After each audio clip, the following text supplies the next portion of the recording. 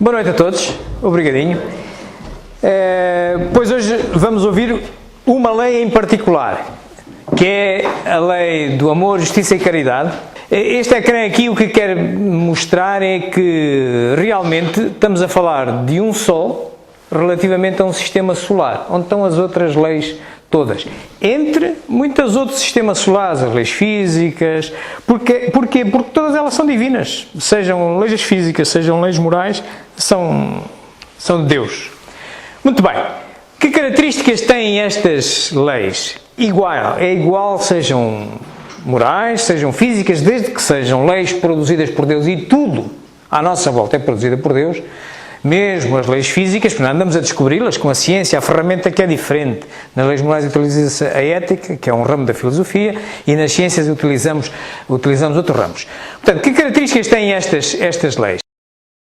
Que se deve entender por lei natural. A lei natural é a lei de Deus. É a única verdadeira para a felicidade do homem. Indica-lhe o que deve fazer ou não fazer, e ele só é infeliz porque dela se afasta. A lei de Deus é eterna? É eterna e imutável como o próprio Deus. Será possível que Deus em certa época haja prescrito aos homens o que noutra época lhes proibiu? Deus não se engana. Os homens é que são obrigados a modificar suas leis, por serem imperfeitas. Mas as leis de Deus são perfeitas. A harmonia que rege o universo material e o universo moral se baseia em leis estabelecidas por Deus desde toda a eternidade. Portanto, isto são características de qualquer lei divina, sejam elas morais ou outras. Contudo, eu deixava-vos aqui estas interrogações só porque nós temos sempre que raciocinar sobre o que lemos e o que ouvimos. Nós ouvimos dizer que a lei de Deus é tão eterna como o Criador. É a resposta à pergunta 615. Não pode ser verdade, certo? Eterno significa não tem princípio, nem tem fim. Se a lei é de Deus, quem é que a criou? Deus. Então não é eterna. Teve um princípio, certo? Muito menos tão eterna como o Criador, como é dito. Está mal? Não está mal. Nós temos uma linguagem curta. Ok? O que se quer dizer é que é de todo sempre. Quer dizer, nós quando começamos a viver já existia a lei, é verdade. Nós damos conta que já existia uma lei para nos governar. Mas não pode ser tão eterna quanto Deus, nem pode ser eterna sequer. Talvez não tenhamos outro vocabulário, outro adjetivo para dizer isto. Bom. As leis divinas, que é o que compreendem no seu âmbito, concernem alguma outra coisa, que não somente ao procedimento moral? Todas as leis da natureza são leis divinas, visto que Deus é o autor de todas as coisas. O sábio estuda as leis da matéria. O homem de bem estuda e pratica as leis da alma.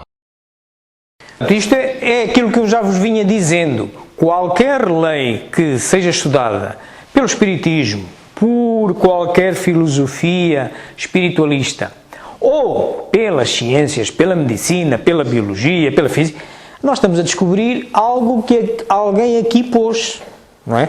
Portanto, há quem se dedique à descoberta das leis físicas que também são divinas, medicina, física, química, etc., que são as ciências.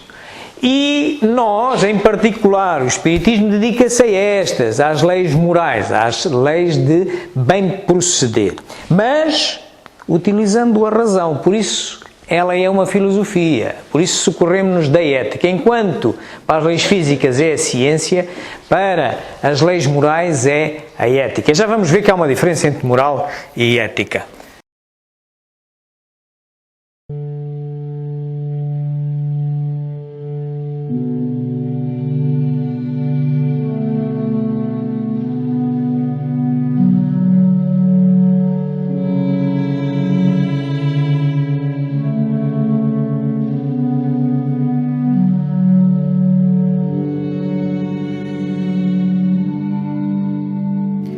São de todos os tempos as leis morais da vida, estabelecidas pelo Supremo Pai.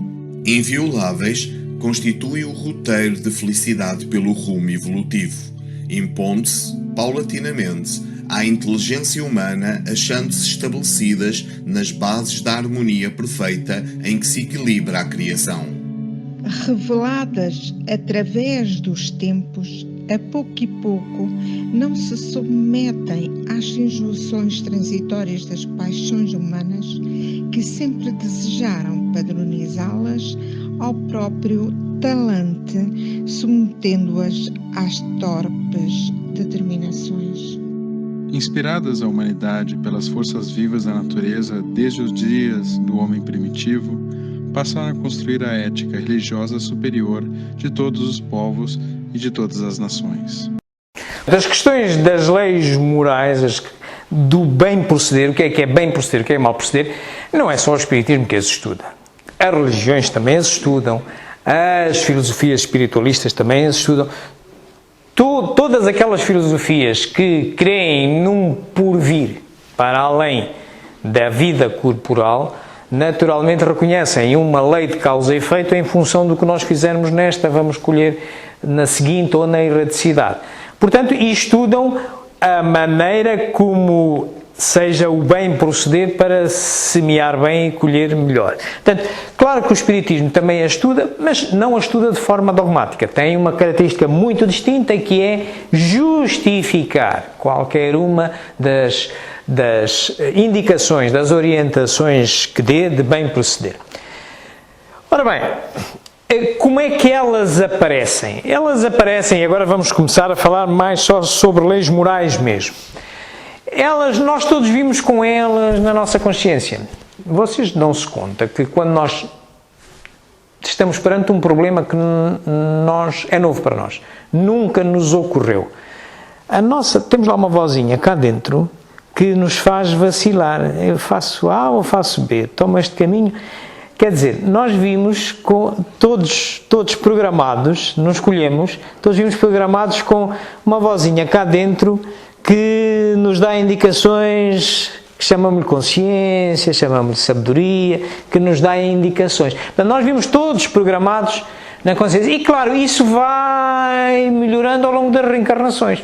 Os problemas que nós hoje enfrentamos, que nós consideramos problemas para nós, já são coisas que amanhã, numa outra encarnação, se nós nesta encarnação conseguirmos resolvê-lo favoravelmente, numa próxima já não nos aparecem. Já são, tal como hoje, provavelmente, problemazinhos que hoje nós já sabemos de cacaracacá, digamos assim, como é que devemos resolver, no passado, se calhar, foram problemas sérios. Estão a ver? Portanto, nós vamos progredindo e, aliás, a reencarnação, uma das coisas para que serve, e é essencial, é exatamente garantir o progresso dos espíritos.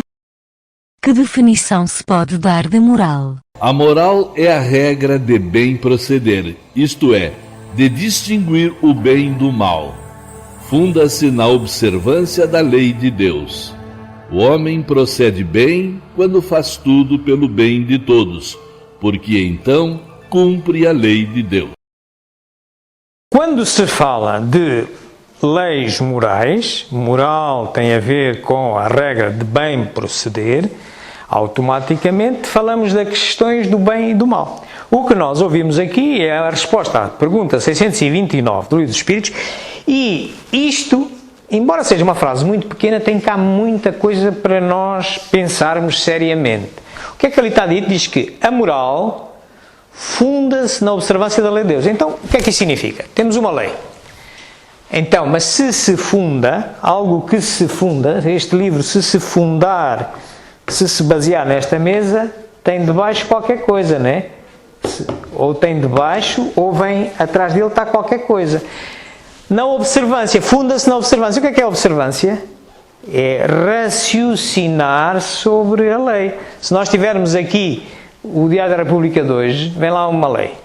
O que é que significa observar essa lei? Significa lê-la, interpretá-la e, então, sim, deduzir uma indicação moral, uma orientação de conduta, que pode não ser a mais certa. Porquê? Porque decorre deste processo.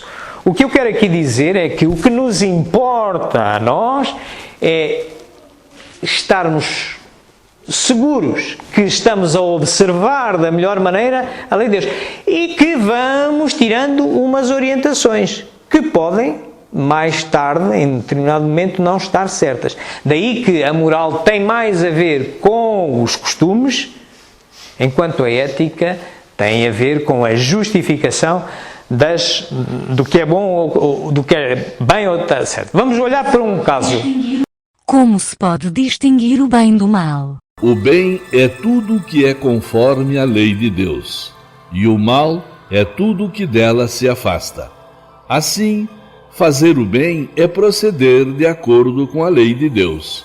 Fazer o mal é infringir essa lei. É estar de acordo com a lei de Deus. Fazer o mal é infringir essa lei. Eu agora dou-vos um exemplo que tem no livro dos Espíritos. Pena de morte é moral? É bem proceder ou é mal proceder? É as duas coisas. É assim, não. Porque exatamente a moral, vocês viram, a moral é um resultado de um raciocínio humano sobre uma determinada lei. Pode dar uma coisa, pode dar outra. Exemplo da pena de morte, olhai para aqui, este mapa mundo, os países que estão a azul, a pena de morte está abolida hoje. No nosso país está abolida, mas há 150 anos não estava. O que é que significa? Significa estar abolida, significa que esta sociedade portuguesa de hoje considera que é mal proceder que um juiz mande tirar a vida a alguém que se provou em tribunal que matou outro. Em Portugal e hoje. Não foi sempre assim.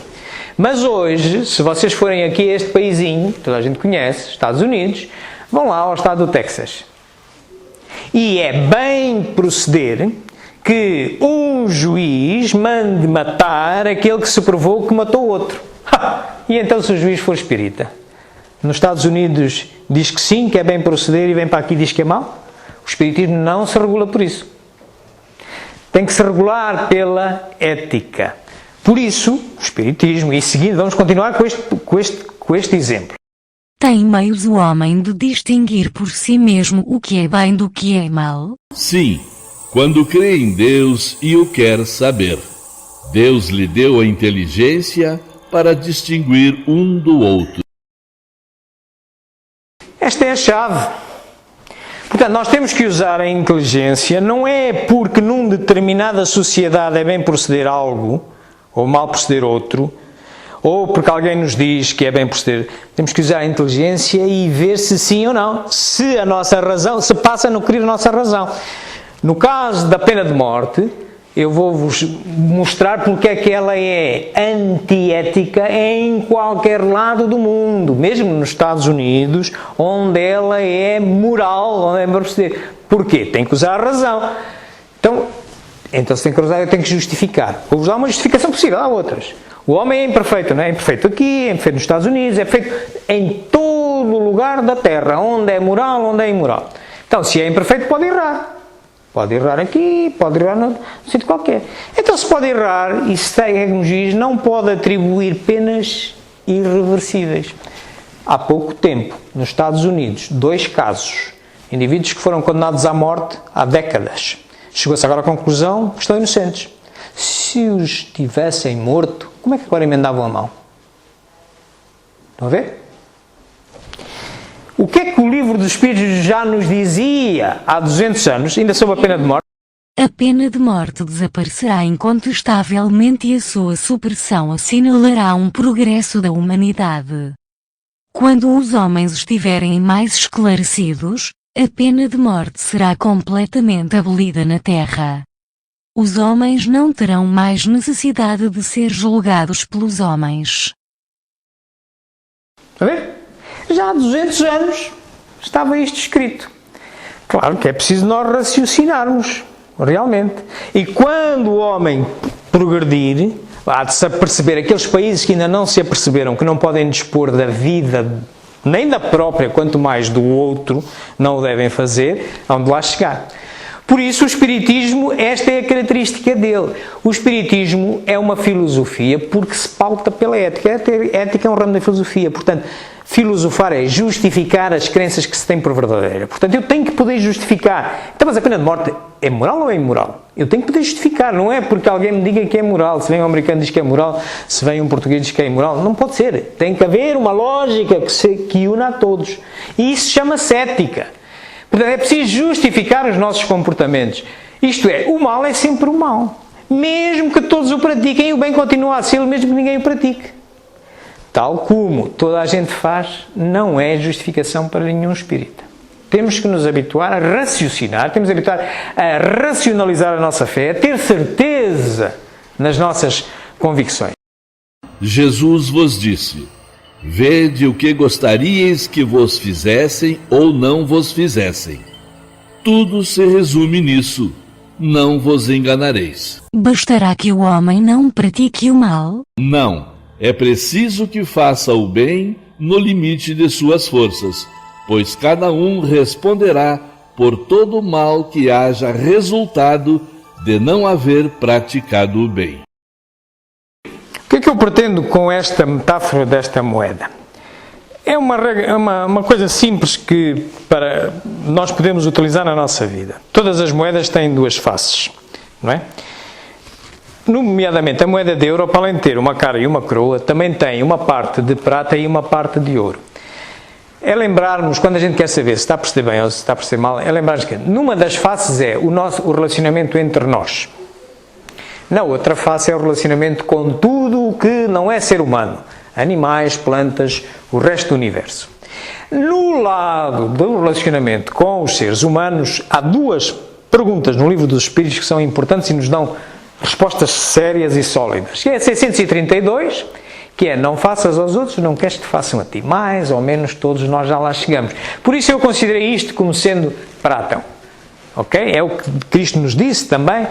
Mas, se atentarem na 642, foi o último que a gente ouviu, diz assim: mas é suficiente não fazer mal aos outros? E diz lá: não, é preciso evitar, não basta não fazer mal aos outros, é preciso fazer todo o bem possível para evitar que mal maior ocorra. Exemplo: imaginai que um vosso amigo está a passar por um problema que vocês já passaram.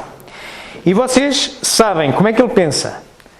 E vocês sabem que se ele continuar por ali, ele vai se dar mal. Porque você já tem experiência. Você tem duas possibilidades. Assim, deixa eu bater com a cabeça na parede, que é para ele aprender também como eu aprendi. Mal. Não basta não fazer o mal. É preciso fazer todo o bem para evitar que mais mal ocorra. É preciso ter a coragem de dizer: olha, amigo, eu sei que tu pensas de outra maneira. Não vais querer ouvir o que eu tenho para te dizer. Mas a minha consciência obriga que eu te diga: quando eu passei pelo teu caso, eu dei mal seguindo as linhas que tu queres seguir e tive que terminar por ali. Agora, tu farás o que tu quiseres, mas eu é que devia ter dito isto. Está a ver? É um exemplo. Do outro lado da moeda. Quando comais em excesso, verificais que isso vos faz mal. Pois bem, é Deus quem vos dá a medida daquilo de que necessitais. Quando excedeis essa medida, sois punidos. É assim em tudo. A lei natural traça para o homem o limite das suas necessidades. Se ele ultrapassa esse limite, é punido pelo sofrimento. Do outro lado da moeda é tudo o que é relação com o que não é humano. Os animais, as plantas, o universo em si. Só há uma regra, é a pergunta 633, evitar o excesso. Portanto, nós podemos matar um animal para comer, porque Deus não se enganou, fez-nos necessitar de proteínas animais e vegetais. Podemos matar um vegetal para comer, não devemos matar um animal por prazer e desperdiçar a carne do animal, nem matar um vegetal por prazer e desperdiçar o vegetal. Portanto, se nós evitarmos o excesso, estamos no bom caminho. É esta. Com a moeda do euro, nós mais ou menos conseguimos conduzir-nos perante a vida no caminho do bem. Que pensais da divisão da lei natural em 10 partes, compreendendo as leis de adoração, trabalho, reprodução, conservação, destruição, sociedade, progresso, igualdade, liberdade e, por fim, a de justiça, amor e caridade. Essa divisão da lei de Deus em 10 partes é a de Moisés e pode abranger todas as circunstâncias da vida, o que é essencial.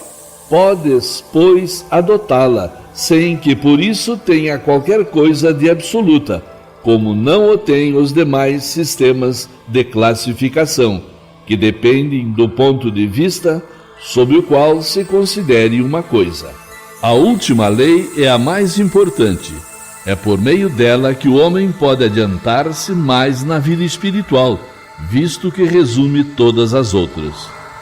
Tomando boa nota disto, cá está. Porque é que eu vos dizia que a lei de amor, justiça e caridade, que é a dita última, é o sol do nosso sistema solar? Exatamente por isso. É a mais importante de todas as leis morais, que são como se fossem planetas a girar à volta dela. Vamos, pois, então mergulhar nesta lei, que é a maior das leis morais. Por acaso é a última que vem na parte terceira do Livro dos Espíritos, e vem entre a pergunta 873 e 892. Vamos começar por ver questões da justiça.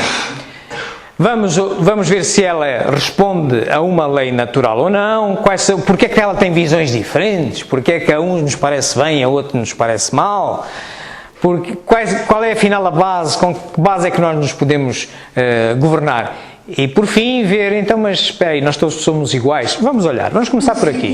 O sentimento da justiça está na natureza, ou é resultado de ideias adquiridas? Está de tal modo na natureza que vos revoltais à simples ideia de uma injustiça. Sem dúvida, o progresso moral desenvolve esse sentimento, mas não o dá. Deus o pôs no coração do homem.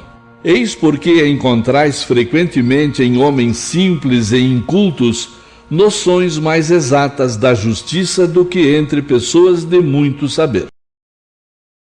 Portanto, isto está na natureza. Nós temos o sentido de justiça e não é a educação.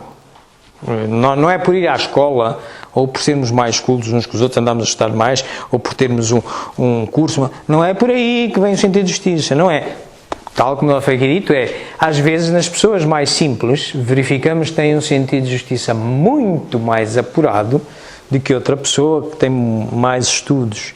Estar na natureza é uma lei da natureza. Sendo a justiça uma lei da natureza, como se explica que os homens a entendam de modos tão diferentes, considerando um justo o que a outros parece injusto? É porque, em geral, se misturam paixões que alteram esse sentimento, como acontece com a maior parte dos outros sentimentos naturais, fazendo que os homens vejam as coisas sob um falso ponto de vista. Toda a gente sabe disto, é intuitivo.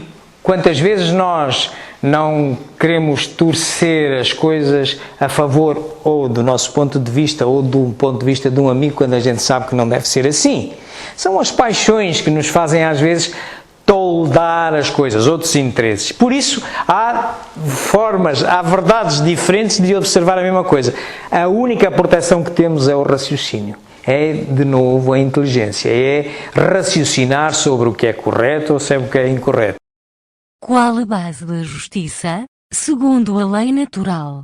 O Cristo vos disse: desejai para os outros o que quereríeis para vós mesmos. Deus imprimiu no coração do homem a regra da verdadeira justiça. Na incerteza de como deve proceder em relação ao semelhante, em dada circunstância, o homem deve perguntar a si mesmo como gostaria que os outros procedessem com ele em idêntica circunstância. Já tínhamos visto, é a história da moeda, ok? Pelo menos entre nós, que saibamos que é muito importante, pelo menos a parte da prata, não faças aos outros, não queres que façam a ti. Mas não é suficiente. Pergunta 642. Fazer todo o bem para evitar que mal maior ocorra, ok? Mas, se cada um atribuir-se direitos iguais aos de seu semelhante, que virá a ser da subordinação aos superiores? A subordinação não estará comprometida quando a autoridade for conferida à sabedoria. Qual seria o caráter do homem que praticasse a justiça em toda a sua pureza?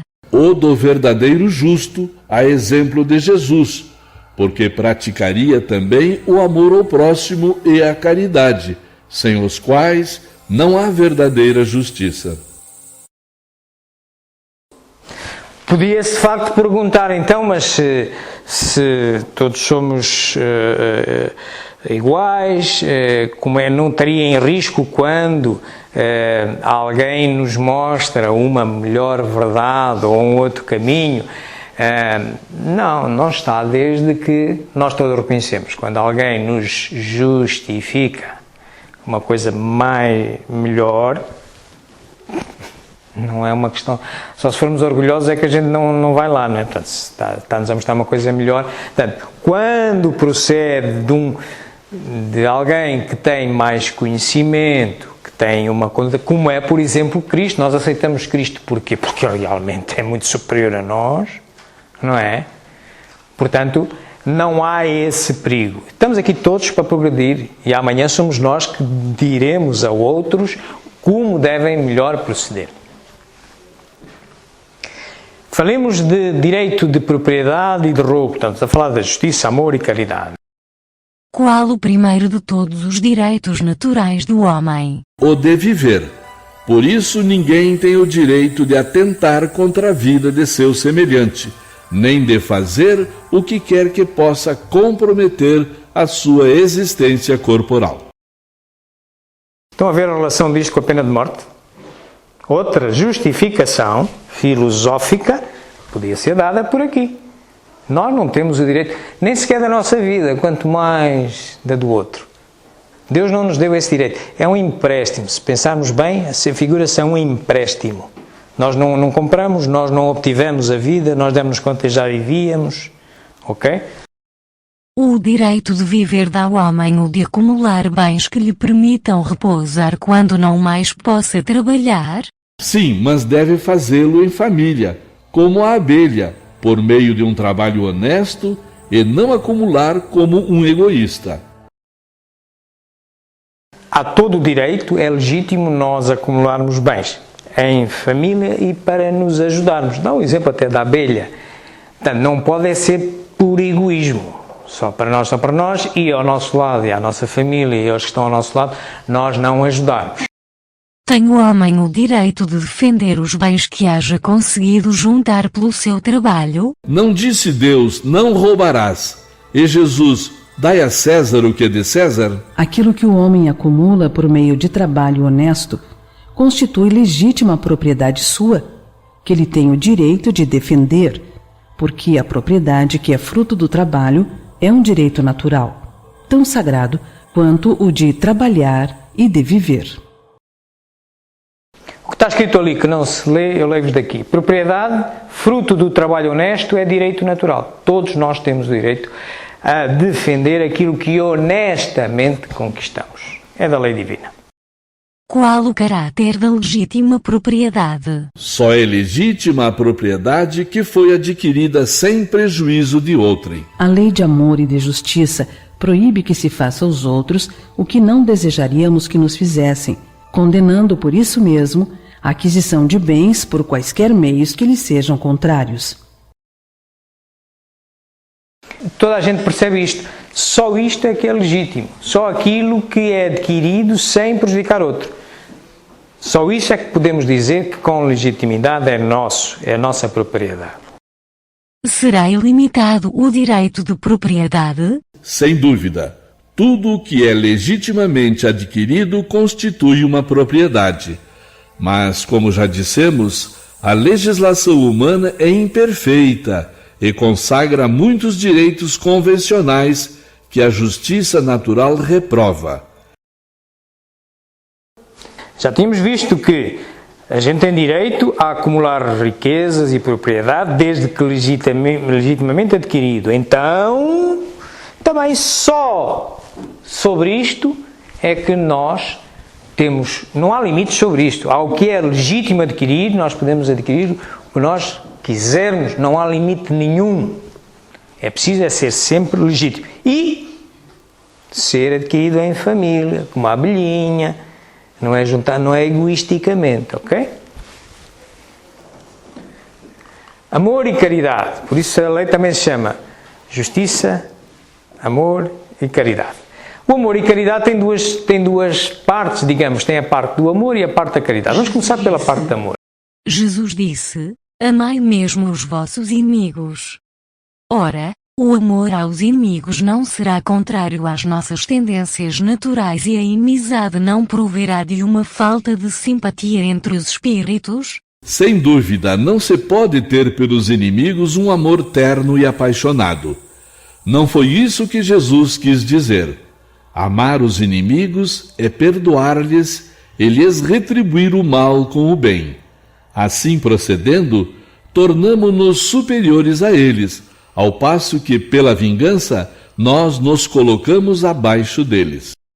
Quando nós ouvimos um dito de Jesus, que vem também nos Evangelhos, perdoar 70 vezes 7, às vezes também vem lá dito, dar a outra face. O dar a outra face não é dar a outra face e sujeitar-se outra vez a ser magoado. É apenas dar sempre oportunidade ao infrator, dar sempre uma segunda, terceira, 70 vezes 7 oportunidades. E nunca lhe retribuir na mesma moeda. Ele pode nos fazer mal, mas se quereis amar o vosso inimigo tal como Cristo diz, não é ir com ele, tratá-lo como um irmão quando ele vos está a fazer mal. Não, é dar-lhe a hipótese dele proceder bem. E vocês a tratá-lo, não o tratem como ele vos trata a vocês, porque senão então estão a descer ao nível dele. Isto é que é amar os inimigos, ok? Quanto à parte da caridade, a caridade tem a ver com a esmola. Qual o verdadeiro sentido da palavra caridade, como a entendia Jesus? Benevolência para com todos, indulgência para as imperfeições dos outros, perdão das ofensas. O amor e a caridade são o complemento da lei de justiça, pois amar o próximo é fazer-lhe todo o bem que nos seja possível e que desejaríamos que nos fosse feito. Tal o sentido destas palavras de Jesus: amai-vos uns aos outros como irmãos. Portanto, nós estamos a ser caridosos quando perdoamos, quando ajudamos sem pensar, estar a receber, quando somos benevolentes perante alguma atitude de um irmão nosso que está em dificuldades, quando somos indulgentes, também é caridade. Não se fica apenas pelas questões físicas. Nas questões físicas põe-se a questão da esmola. A legitimidade e a parte da eliminação das esmolas. Reprovais a esmola? Não é a esmola que é reprovável, mas a maneira pela qual habitualmente é dada. É preciso distinguir a esmola propriamente dita da beneficência. Nem sempre o mais necessitado é o que pede. O temor de uma humilhação detém o verdadeiro pobre, que muitas vezes sofre sem se queixar. É a esse que o homem verdadeiramente humano sabe ir procurar sem ostentação. A esmola não é reprovável, não é. É reprovável é a maneira como habitualmente é dada. Tem muito mais valor se vocês procurarem o verdadeiro necessitado do que aquele que é mais fácil dizer que é necessitado, aquele que está sempre a pedir e tal. Está bem? Bem, é necessitado, deve ser necessitado. Mas pode ser que não seja esse aquele que mais necessita. Se quereis realmente valorizar o vosso ato da esmola, sem ostentação, procurai, se não há alguém que não tem coragem de fazer isto, mas que está a necessitar, e se calhar está ao vosso lado. Isso chama-se beneficência. Não há homens que se veem condenados a mendigar por culpa sua? Sem dúvida, mas se uma boa educação moral lhes tivesse ensinado a praticar a lei de Deus, não teria caído nos excessos que ocasionaram a sua perdição. É disso, sobretudo, que depende a melhoria do vosso globo.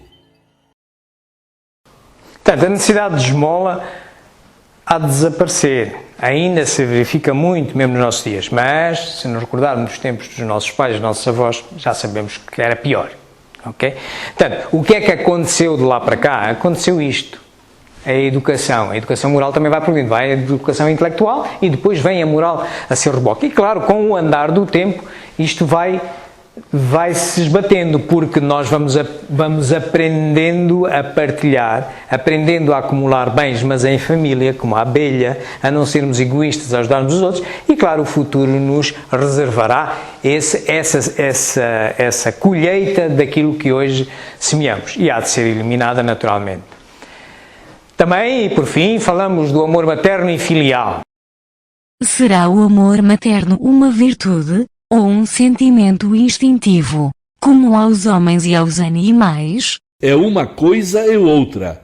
A natureza deu à mãe o amor pelos filhos no interesse da conservação deles. No animal, porém, esse amor é limitado às necessidades materiais. Cessa quando os cuidados se tornam inúteis. No homem, persiste pela vida inteira e comporta um devotamento e uma abnegação que são virtudes. Sobrevive mesmo à morte e acompanha o filho além do túmulo. O amor de pais com os filhos, já estamos a ver que tem que ter uma razão de ser. Nós somos todos irmãos. Como espíritos, nós vimos todos de Deus, certo? Mas há uns de nós que têm umas relações consanguíneas com outros, são pai e filho. E uma relação em pai e filho é incondicional quando comparada entre dois amigos, né? Dois amigos, se um se chateia. Mas o pai e filho, embora sejam irmãos em Deus, como espíritos, já verificaram que ao nosso filho a gente perdoa-lhe quase tudo, ele faz-nos milhentas, é um amigo? Não.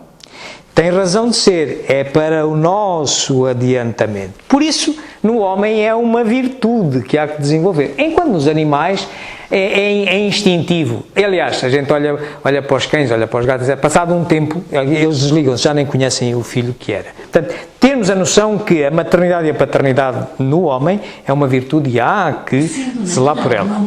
Sendo natural o amor materno, como é que há mães que odeiam os filhos e, não raro, desde a infância destes? Algumas vezes é uma prova escolhida pelo espírito do filho, ou uma expiação se ele mesmo foi mau pai ou mãe perversa, ou mau filho em outra existência. Infelizmente, ainda no nosso mundo, nos nossos tempos, isto acontece. Quase todos os dias vem nos jornais pais que odeiam os filhos, filhos que odeiam os pais. Enfim, a que é que isso corresponde? Olha, corresponde a isto. Quando uma mãe ou um pai tem um ódio, digamos, em relação a um filho, muitas vezes, das duas uma, ou é expiação, ou é uma prova do próprio filho, porque no passado ele praticou mal, foi mau pai ou mau filho, e agora pede essa prova. Claro que não é bem proceder e estão cá para que limem essas coisas. E não é por acaso que vêm para esta encarnação, exatamente como o pai e como o filho. Que eu vos dizia há pouco, relações de paternidade consanguínea têm que ter uma razão muito séria. Porque se todos somos irmãos, porque é que eu hei de ser pai e ele filho? E ele pode pintar-me a manta que eu vou-lhe perdoar tudo. E ao outro que é meu amigo já não. Quando somos todos iguais e vimos tudo do mesmo lado? Pensar, isso é uma virtude. Há que estudá-la. Quando os filhos causam desgostos aos pais, não têm os pais desculpa para não lhes dispensarem a devida ternura. Não, porque é um encargo que lhes é confiado e a missão deles consiste em se esforçarem por encaminhar os filhos para o bem. Ademais, esses desgostos resultam frequentemente dos maus hábitos que os pais deixaram que seus filhos tomassem desde o berço. Para quem, nesta encarnação, assume o papel de mãe ou de pai, não há alternativa a não amar o filho. Mesmo que ele saia a pior coisa. Porque reparem de novo, relação pai-filho, mãe-filho, é uma relação incondicional. Algum motivo tem que existir. E existe no passado de cada um de nós, daqueles dois seres que vêm para esta encarnação assim. Portanto, e o pai não é justificação, não é desculpa os pais não dedicarem a devida ternura ao filho, mesmo quando o filho é ingrato, como às vezes se diz, mal procede, ok? Meus amigos, era isto que eu tinha para vocês sobre esta lei. Eu consultei estes livros que aqui estão. Aquele ali é a Gênesis, pronto, é o último que está ali meio cortado. São os livros da codificação fundamental, às vezes chamada básica, também que é o Espiritismo. Aqui há alguns livros de Física, aqui de Física sobre ciência, interessa-nos para aquelas questões das leis divinas que são estudadas pelas ciências. Aquele filmezinho que vimos está aqui.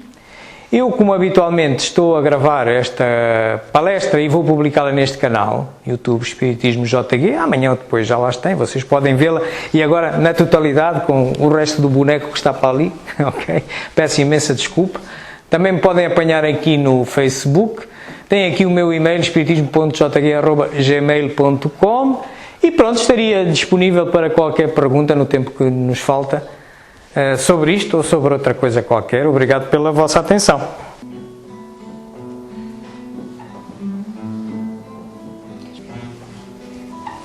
Vamos serenar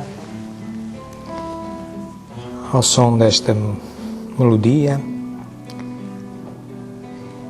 Vamos unir-nos todos como nos sugere esta lei, que nos amemos como família que somos, e vamos endereçar o nosso pensamento ao Criador. Vamos orar. E vamos começar por louvar a Deus por esta obra maravilhosa que tem tantas facetas, inúmeras, que nós vamos sempre descobrindo, seja no campo físico, das ciências, seja no campo moral, a que nós hoje nos dedicamos, em particular a esta lei que é a maior, a do amor, da justiça e da caridade, e que, como bem patente ficou da nossa conversa construtiva, ainda vemos este conceito de amor, de justiça e de caridade com prismas distintos. Mas isso é normal, isso é salutar, e o importante é que troquemos exatamente essas opiniões na busca de justificarmos para nós próprios o que é bem proceder. Agradeçamos ao Senhor a oportunidade para podermos mais facilmente chegarmos a uma melhor interpretação do que é o bem proceder, termos-nos cruzado com esta doutrina, esta filosofia e ciência que é o Espiritismo, e que é a razão por estarmos aqui hoje, nesta casa que é espírita, que é uma escola que nos faz, no mínimo, meditar sobre estas questões, dando-nos dicas e orientações para, pelo menos, raciocinarmos a nossa fé e adotarmos melhores condutas morais através do exercício, exatamente, da ética do raciocínio, tal como o codificador desta doutrina, Allan Kardec, sempre preconizou. Mas por fim, Senhor, e porque se nas pequenas coisas nós temos dúvidas, nas grandes coisas, e quando são provas ou expiações, aquilo que nos incomoda, como é fácil muitas vezes nós voltarmos as costas, desanimarmos, ficarmos apaixonados por uma verdade e não queremos ouvir outra. Senhor, compreendeis a nossa imperfeição, pedimos-vos que nesses momentos nos envieis bons mentores espirituais, os mentores espirituais desta casa, os nossos mentores espirituais exclusivos, que nós nos possamos fazer permeáveis ao que eles nos sugerem, para que possamos vencer essas adversidades, sejam elas de ordem de ideias, ou sejam elas de ordem mais dura e mais difícil, como hoje vimos um detalhe, o problema dos ódios em família. Bem-aja, uma boa semana a todos.